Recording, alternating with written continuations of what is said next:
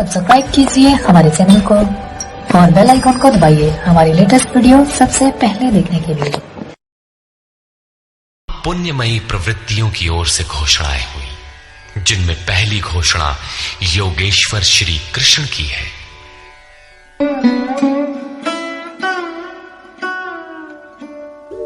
ततः श्वेतैर्हयैर्युक्ते महती स्यन्दने स्थितौ माधव पाण्डवश्चैव दिव्यौ शंखौ प्रदध्मतु।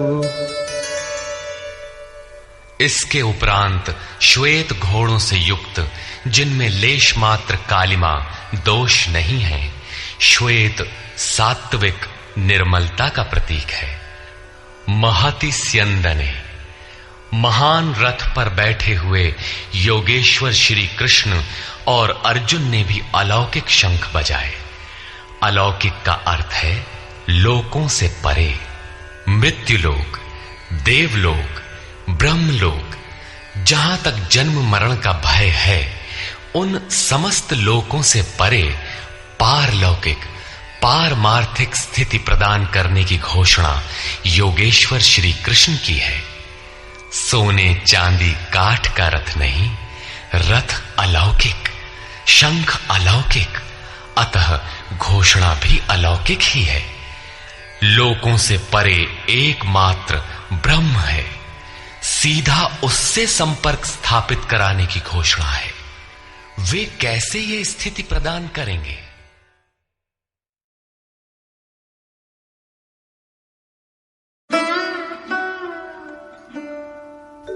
पांचजन्यम् ऋषिकेशो देवदत्तम् धनञ्जयः पौण्ड्रम् दध्मौ महाशंखम् भीमकर्मावृकोदरः। ऋषिकेशः, जो हृदय के सर्वस्व ज्ञाता है, उन कृष्ण ने 5 जन्य शंख बजाया। पांचों ज्ञानेंद्रियों को पंच तन्मात्राओं शब्द, स्पर्श, रूप, रस, गंध के रसों से समेटकर अपने जन भक्त की श्रेणी में ढालने की घोषणा की। विकराल रूप से बहकती हुई इंद्रियों को समेटकर उन्हें अपने सेवक की श्रेणी में खड़ा कर देना हृदय से प्रेरक सद्गुरु की देन है। श्री कृष्ण एक योगेश्वर सद्गुरु थे। शिष्यस्तेहम, भगवन मैं आपका शिष्य हूं।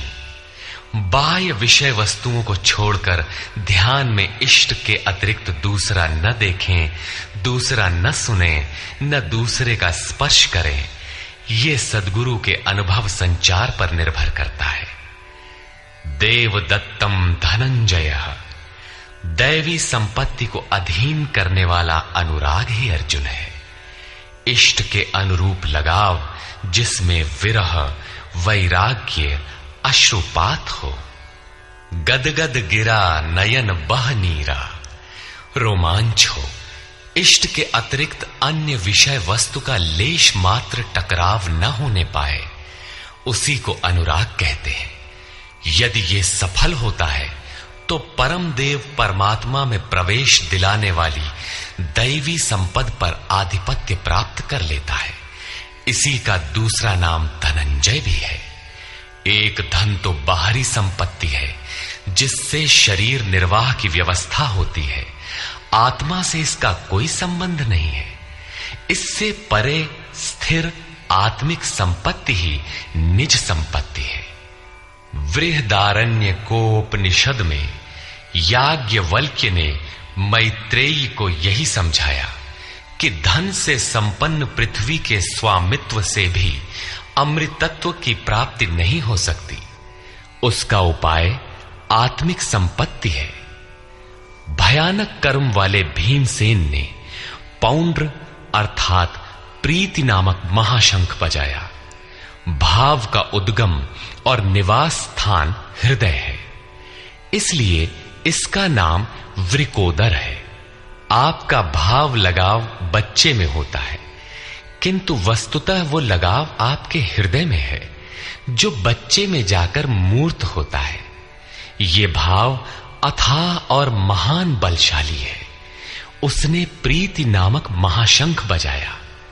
भाव में ही वो प्रीति निहित है। इसीलिए भीम ने पौंड्र प्रीति नामक महाशंख बजाया। भाव महान बलवान है, किंतु प्रीति संचार के माध्यम से। हरि व्यापक सर्वत्र समाना, प्रेम ते प्रकट हो ही मैं जाना। अनंत विजयं राजा कुंती पुत्रो युधिष्ठिरः नकुलः सहदेवश्च सुघोषमणिपुष्पकौ। कुंती पुत्र राजा युधिष्ठिर ने अनंत विजय नामक शंख बजाया। कर्तव्य रूपी कुंती और धर्म रूपी युधिष्ठिर। धर्म पर स्थिरता रहेगी तो अनंत विजयम, अनंत परमात्मा में स्थिति दिलाएगा। युद्धे स्थिरः सह युधिष्ठिरः। प्रकृति पुरुष क्षेत्र क्षेत्रज्ञ के संघर्ष में स्थिर रहता है, महान दुख से भी विचलित नहीं होता।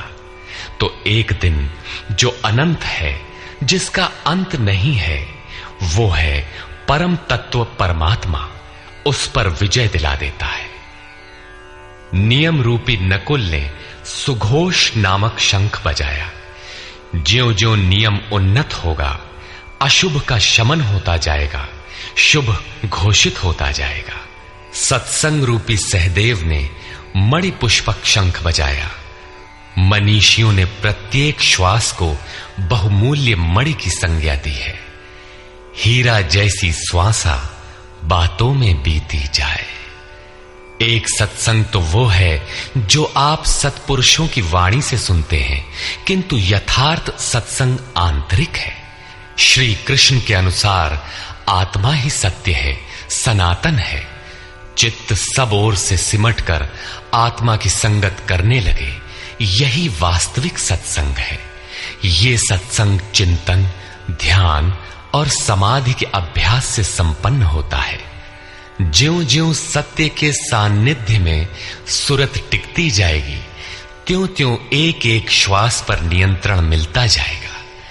मन सहित इंद्रियों का निरोध होता जाएगा। जिस दिन सर्वथा निरोध होगा, वस्तु प्राप्त हो जाएगी। वाद्य यंत्रों की तरह चित्त का आत्मा के स्वर में स्वर मिलाकर संगत करना ही सत्संग है।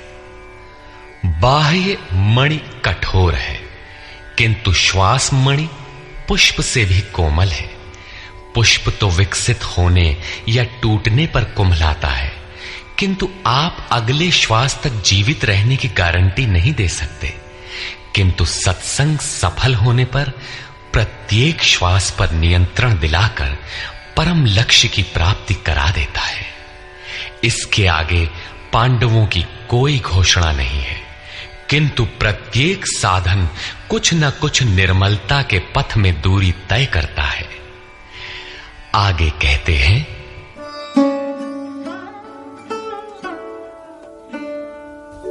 काश्यश्च परमेश्वासः शिखण्डी च महारथः धृष्टद्युम्नो विराटश्च सात्यकिश्चापराजितः।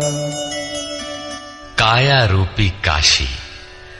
पुरुष जब सब ओर से मन सहित इंद्रियों को समेटकर काया में ही केंद्रित करता है, तो परमेश्वासः, परम ईश में वास का अधिकारी हो जाता है। परम ईश में वास दिलाने में सक्षम काया ही काशी है। काया में ही परम ईश का निवास है। परमेश्वास का अर्थ श्रेष्ठ धनुष वाला नहीं, बल्कि परम धन ईश धन वास है। शिखा सूत्र का त्याग ही शिखंडी है। आजकल लोग सिर के बाल कटा लेते हैं और सूत्र के नाम पर गले की जनेऊ हटा लेते हैं, अग्नि जलाना छोड़ देते हैं। हो गया सन्यास उनका। नहीं, वस्तुतः शिखा लक्ष्य का प्रतीक है जिसे आपको पाना है, और सूत्र है संस्कारों का। जब तक आगे परमात्मा को पाना शेष है, पीछे संस्कारों का सूत्रपात लगा हुआ है, तब तक त्याग कैसा, सन्यास कैसा? अभी तो चलने वाले पथिक हैं। जब प्राप्तव्य प्राप्त हो जाए, पीछे लगे हुए संस्कारों की डोर कट जाए, ऐसी अवस्था में ब्रह्म सर्वथा शांत हो जाता है। इसलिए शिखंडी ही ब्रह्मरूपी भीष्म का विनाश करता है। शिखंडी चिंतन पथ की विशिष्ट योग्यता है, महारथी है। धृष्टद्युम्न दृढ़ और अचल मन तथा विराटः सर्वत्र विराट ईश्वर का प्रसार देखने की क्षमता इत्यादि दैवी संपद के प्रमुख गुण हैं। सात्विकता ही सात्य की है। सत्य के चिंतन की प्रवृत्ति अर्थात सात्विकता यदि बनी है तो कभी गिरावट नहीं आने पाएगी, इस संघर्ष में पराजित नहीं होने देगी। द्रुपदो द्रौपदेयाश्च सर्वशः पृथिवीपते सौभद्रश्च महाबाहुः शंखान् दद्मुः पृथक् पृथक्।